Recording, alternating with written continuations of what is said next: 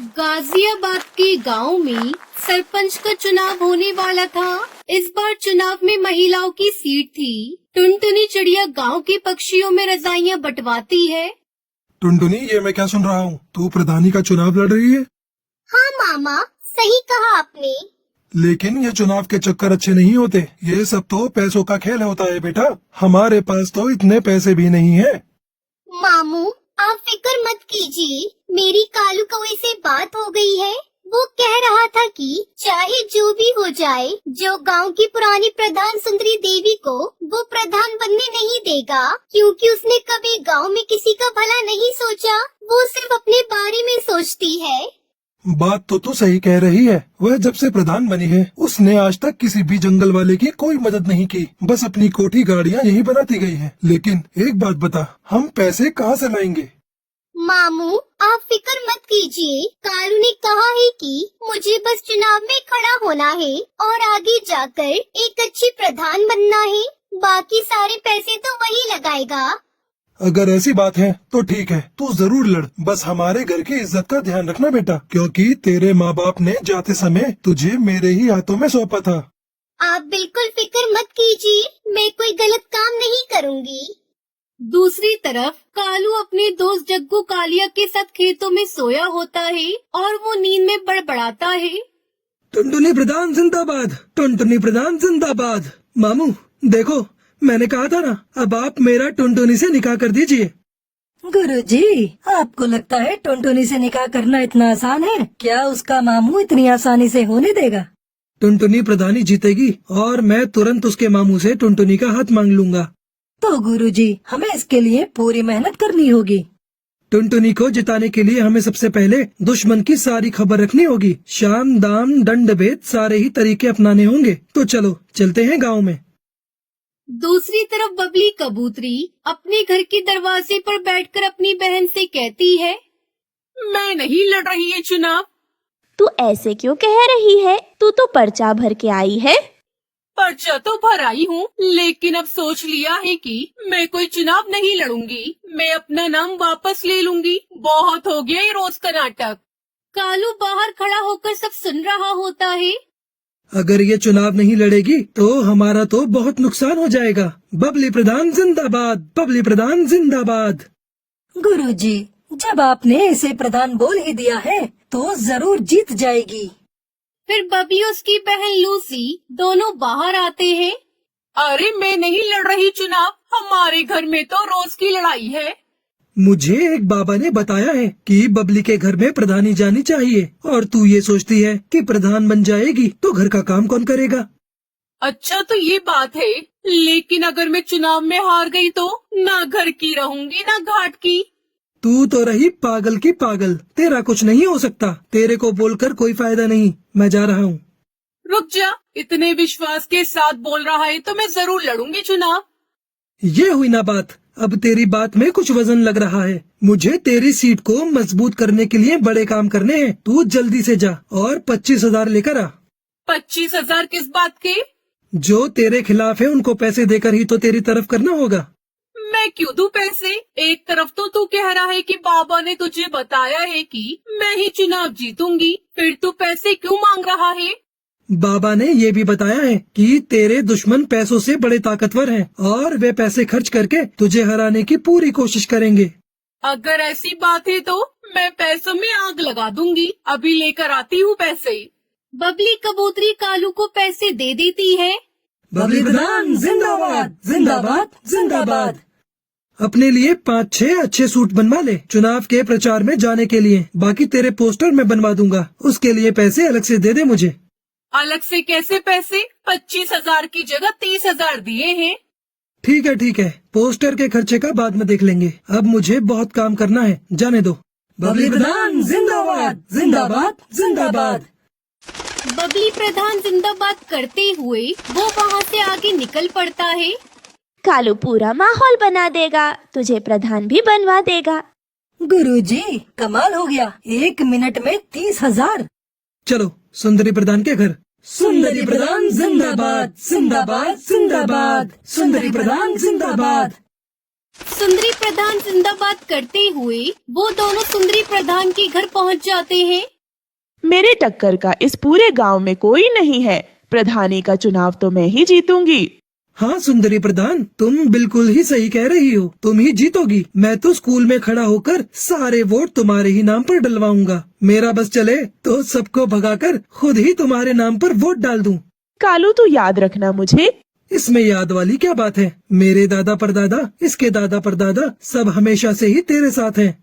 बस कालू तूने कह दिया तेरा साथ है तो आधा चुनाव तो मैं अभी जीत गई। अब तू एक काम कर, थोड़े कंबल ले जा और गांव में बंटवा दे।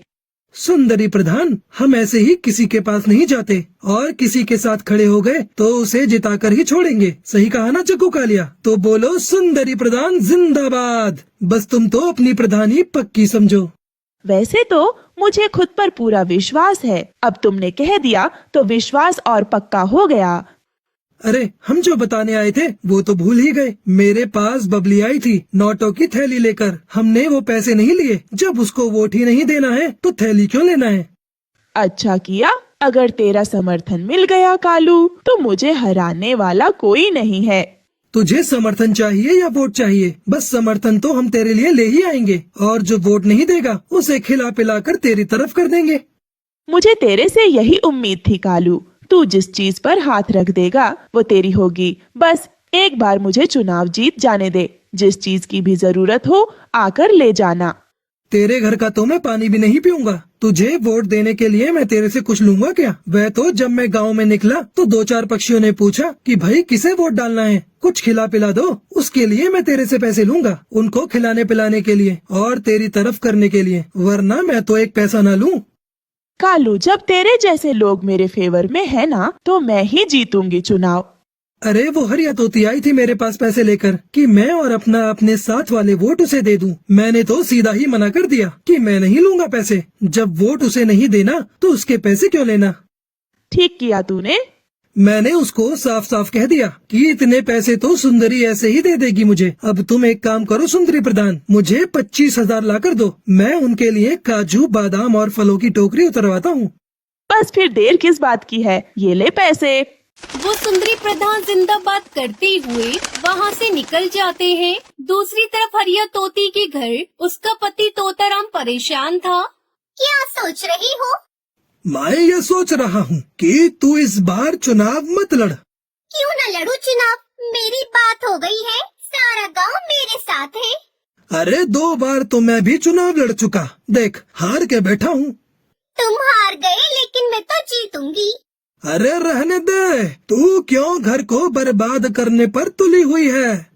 तुम कुछ भी कहो, मैं तो लड़ूंगी चुनाव और जीतूंगी भी। तभी कालू आता है। हरिया प्रधान जिंदाबाद। देखो कालू खुद मेरी जीजी कार करते हुए आ रहा है और ये जिसके पीछे लग गया वो तो जीत ही गया समझो। अरे तोताराम क्या बात हो गई? दुखी क्यों हो? क्या बताऊं तुझे, 2 बार चुनाव लड़ा और हार गया। अब ये चुनाव लड़ने को कह रही है, बात ही नहीं मान रही मेरी।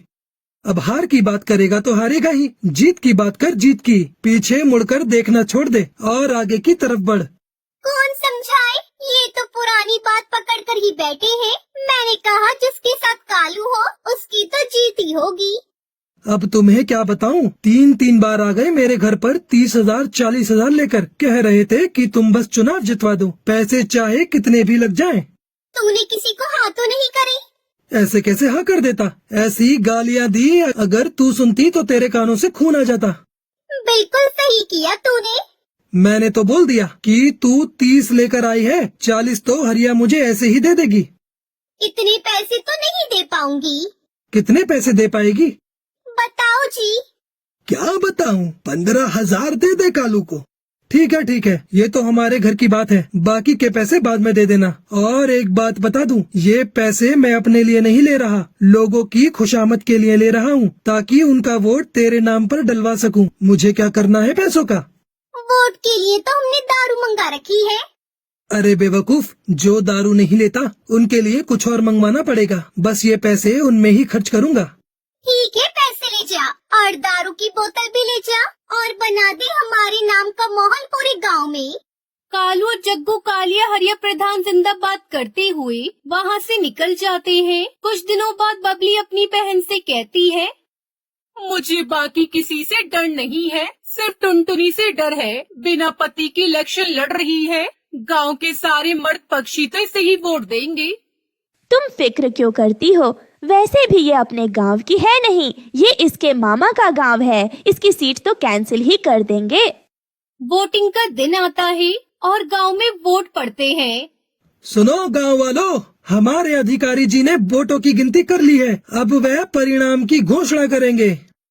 गांव वालों, टुनटुनी 103 वोटों से आगे है और वह गांव की प्रधान घोषित की जाती है। टुनटुनी कालू सब नाचने लगते हैं। गांव वालों, हमें पंचायत बुलानी होगी। यह चुनाव गैर कानूनी हुआ है। हाँ हाँ, सही कहा तोताराम ने। ये चुनाव गैर कानूनी है। टुनटुनी तो इस गांव की है ही नहीं, फिर ये चुनाव कैसे लड़ सकती है? गांव की चौपाल पर पंचायत बिठाई जाती है। गांव वालों, तोताराम का ये कहना है कि टुनटुनी इस गांव में गलत तरीके से चुनाव जीती है, क्योंकि वह इस गांव की है ही नहीं, इसलिए चुनाव दोबारा होंगे। क्यों होगा दोबारा चुनाव? मैं प्रधान बनी हूँ, मुझे जिताने वाले गांव के पक्षी ही हैं। हम पागल हैं जो हमने चुनाव के लिए 10 बीघा जमीन बेच दी। मैंने कोई गैर कानूनी तरीका नहीं अपनाया है। चुनाव लड़ने जीतने के लिए मैं इस गांव की हूँ। मेरा निकाह इस गांव में हुआ है और इस हिसाब से मैं यहाँ चुनाव लड़ सकती हूँ। किसके साथ हुआ है तेरा निकाह? हमें भी तो बता। कालू से हुआ है मेरा निकाह, मैं झूठ नहीं बोल रही। गांव वालों, मेरी बात सुनो। ये चुनाव सही तरीके से हुआ है, क्योंकि प्रधान बनने के बाद किसी को अपनी कोठी बनवानी थी, किसी को फॉर्च्यूनर खरीदनी थी, तो किसी को अपनी बेटी की शादी करनी थी। सबको सिर्फ अपने बारे में ही फिक्र थी। गांव की भलाई की तो किसी को पड़ी ही नहीं थी। इसलिए मैंने इस गांव की भलाई के लिए टुनटुनी से निकाह किया। सबके सामने बोलता हूँ, ये गांव का काम करेगी और विकास भी करेगी। अगर ऐसा नहीं हुआ तो मैं खुद टुनटुनी से उसका इस्तीफा दिलवाऊंगा। गांव वालों, मैं यहाँ पर बड़ी हुई हूँ, लेकिन मैंने हमेशा आप सबको गांव की टूटी सड़कों की वजह से परेशान होता हुआ देखा है।